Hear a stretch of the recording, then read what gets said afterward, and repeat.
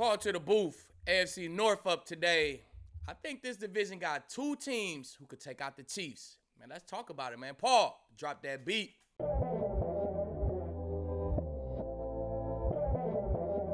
Stick around for the end of the show. We're going to hear the best odds when it comes to either winning the conference or the Super Bowl or the division coming out of the AFC North. I'm Harrison Sanford. That's Aqib Talib. You know what time it is. Call to the booth on the Blue Wire Network. Let's start now with the Baltimore Ravens. So last year, Aqib, a big deal was made out of Lamar Jackson not having a playoff win. So he goes into the season. They had a down year for a large part of the season, but by the end, they started to really pick up steam. He gets his first playoff win against the Tennessee Titans. This year, I know there's a lot to happen. Do you think he gets more than one playoff win? I think he do, man. I think he do. I think this might be the year that the Ravens get over the hump, man. You see them good teams with good defenses, you know what I'm saying, tough teams, good quarterbacks. They be like one weapon away, or you know what I'm saying, just a little healthy season away from getting over that hump, man. I think this is the year for the Ravens to get over that hump.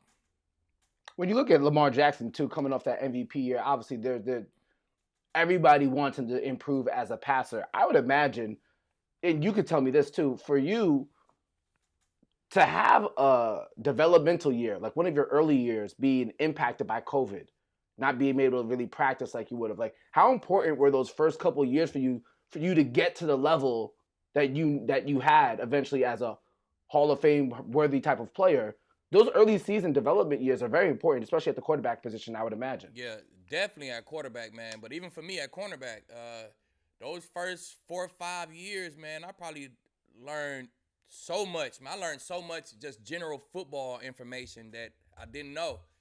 But it's like when you're a baby, man. They say them first 3 to 6 years or whatever, 2 to 6 years old, you learn so much. It's kind of the same in football, man. Them first, you get in the league your rookie year, you probably don't learn shit. Everything going so fast.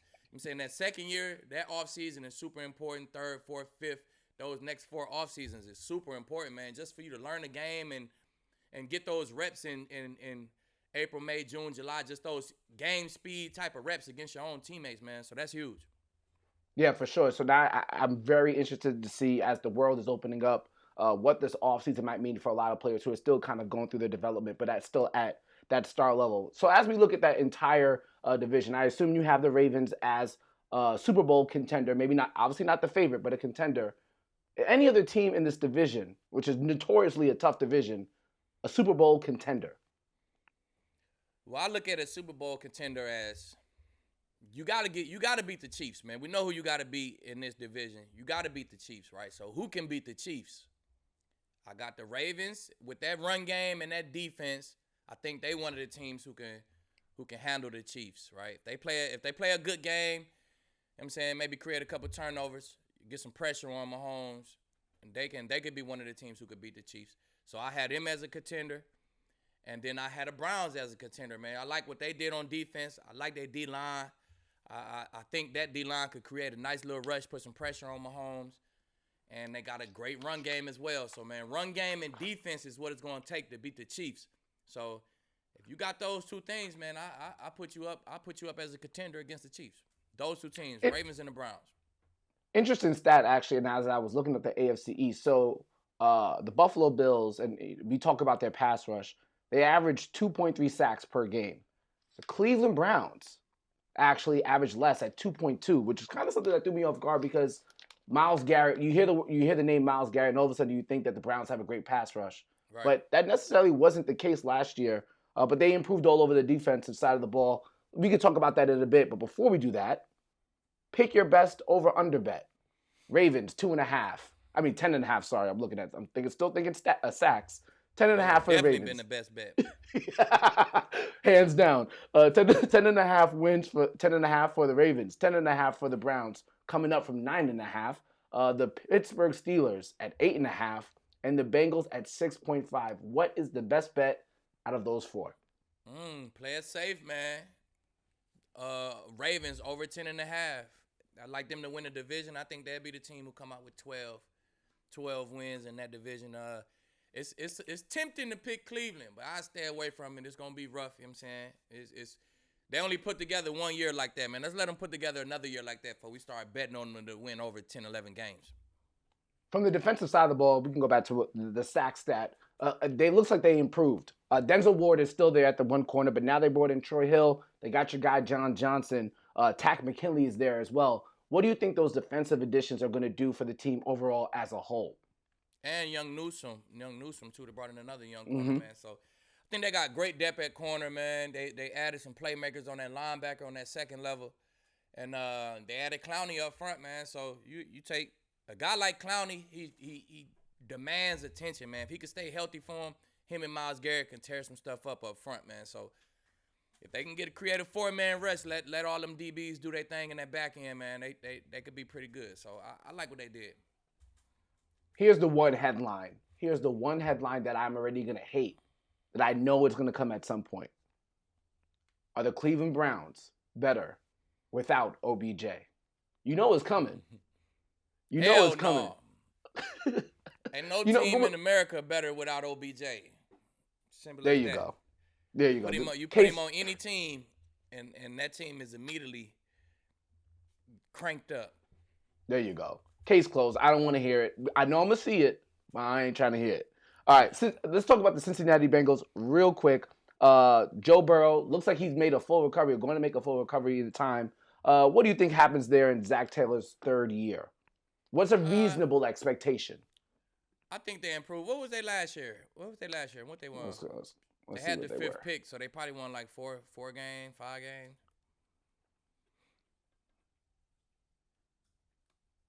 Here, I'll tell you. Burrow got hurt. So what they look like? Cincinnati Bengals were a good 4-11 with one tie. 4-11 with a tie. So basically, it was 4-12. I think a tie's a loss. I think tie's a loss. I think they improved though, not by much. I think they still got a lot of work to do. They're in a tough division, and they got some young guys, man. So I think they're about 2 years away. This season will be a slight improvement. Man, we'll give them 7 wins. Next year, you will really see them turning that corner. The year after that, man, the Bengals would be the talk of that division, man. They're a couple years away. They're a couple years away. They got a lot of talent there. Tyler Boyd is just another one of those guys as well that could really be special. Auden Tate, big time, big size wide receiver. And I know Bengals fans are going to be really excited about not just Joe Burrow, obviously being from Ohio, but Jackson Carman as well. Local Cincinnati kid, could be his left tackle for years to come there. He was their second-round pick in the draft. Bunch of young talent in Cincy, man. They got something going. So this year it'll be an improvement. Next year it'll be even more improvement. By that third year, by Burrow fourth year, man, we'll be talking about them Bengals for sure. Would you rather be a Steelers fan or a Bengals fan right now? Right now, I'm here for the now. So I'd rather be a Steelers fan right now, just because I still got a vet quarterback, and I mean my team started off 13-12-0 last year before we fell off. So if I'm a Steelers fan, I still think we got hope. I'm arguing everybody down like we started off 12-0. We still the truth, right? So I think you got hope if you're a Steelers fan that this thing could get moving at any moment. And if you're a Bengals fan, you still like, man, we young as hell. We in this hard division. So I'd rather be a Steelers fan. I think we going to be tailgating and we going to actually be excited about the season. Yeah, it's going to be could be a grueling year for the Bengals. Could be a grueling year for the Steelers if they don't hit expectations.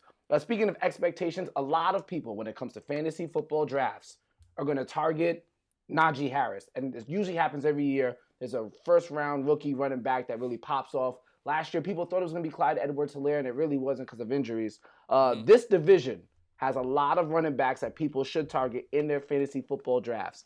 So, Aqib, I'm going to ask you to do a little bit of early fantasy football analysis as people are getting ready to prep their draft boards. Rank the running backs in this division only, and I'll run them off, at least the top guys. J.K. Dobbins, coming from Baltimore Ravens. Najee Harris, probably going to be the day one running back for the Pittsburgh Steelers. Then you still have the duo combo of Nick Chubb and Kareem Hunt with the Cleveland Browns, and then you finish it off with Joe Mixon, who can get a lot of action in Cincinnati. From a fantasy perspective, 1 to 5, who you got? From a fantasy perspective, we'll leave Hunt out. We'll leave Hunt out. We'll just ride with Chubb since he's the starter. You know what I'm saying? So Okay. first, boom. Chubb first. We got to ride with Chubb first. That's the Browns, man. I think they got the best rushing attack in the league. O-line pretty much intact. Probably the same O-line pretty much intact. Chubb would be the best running back in the division. Second, let's go. I want to go Najee, but I'm gonna go Dobbins second, man. Young guy, he gonna get a lot more toes. Ingram out of there. I think he gonna be more the focus, man. Especially if he can stay healthy, he gonna be more the focus. He came in, he took the majority of the toes while he was healthy. I think he'll do that again. And when you got Lamar on the other end of that zone read, man, you always gonna have one less defender because they gotta worry about Lamar. So let's go Dobbins second. Third, let's go Mixon, man. I go Mixon third. I kind of like the Bengals O-line. I think when they healthy, man, they young, they healthy. I think they could do something, man. So Riley Reef over there too. They got a new vet over there too. So he known for moving people around, man. So let's go. Third Mixon, and then fourth we'll go Najee. He a young guy. You know what I'm saying? You know, he a rookie. We got to see him told. I know he Najee. And then the Steelers, they lost 3 starters off that O-line, man. So that O-line is kind of banged up, kind of busted up, separated. It's a makeshift. It's a new O-line, man. So they going to have to get they continuity together. Before Najee gets told, the O-line got to be right, man. So I put Pittsburgh last. There you go. And what we saw from last year, if the running game ain't going right, Mike Tomlin has shown they'll just throw the ball. He'll throw bubble screens out the gate. Them his run plays right there. They've really been doing that though, man. They've been doing that, man. All the way back when Lee was in Tampa and we used to play Pittsburgh, man. They've been throwing on them to Hines, Ward. They've been throwing all them little bubble screens, man. So that's just part of their offense. For sure. All right, Paul. Before we go home, can you hit us with some odds, please? Yeah, so Aqib, you said you like the Ravens over the Browns in the North, so that's plus 115, bet $100, win 115. Yep. Odds to win the Super Bowl, you got the Ravens at 14-1, Browns are 16-1. You like either of those? All right, I take. I think them Steelers at 44-1 though too. Aqib. Stop. I'm not riding with the Steelers. Hey, if we did the Patriots the last show. They can't beat the Chiefs. Their defense can't beat the Chiefs. So the Patriots, they only got up there because I think they had the potential to beat the Chiefs, right? So if you don't got a potential to beat the Chiefs, don't put your money on them teams, man. So put your money on the Ravens. You can put your money on the Browns, and I think you safe, man. Ravens, Browns, who we said, the Patriots, the Bucks, maybe the Packers, right? If you could bet on them 5 teams, Super Bowl bets, man, you put a little bit of money on them 5 teams, it's going to be one of them 5 teams or it's going to be the Chiefs. You can't go wrong. So Browns or the Ravens. I think you're safe with both of them. I'm looking forward to getting back to the NFL season because one of my favorite parts was when we named the no-fly zone for every week. What are the odds? You can just rank it from likely to very likely to unlikely. All right. That 3 of these teams get in the no-fly zone rankings by the end of the year next season. That's likely, man. I think that's likely. Pittsburgh got a solid secondary. The Ravens got a solid secondary. They both was in there for a few weeks, a couple weeks last year. And now the Browns, I'm excited to see Joe Woods, man. What he going to do with this team second year? You know what I'm saying? They ain't really had no offseason last year, so I think Joe will really be able to put his stamp on his team now, man. He a great DB coach. And you know what I'm saying? We're going to see what type of D coordinator my dog is. You know what I'm saying? This coming year. With these weapons, you should be top in the league. We'll see this year, man. But I believe in him, though, man. So I think that's very likely. With the absence of Will Jackson, the also not targeting a defensive back in their first 2 picks, the odds that the Bengals ever make an appearance in the no-fly zone before we go home.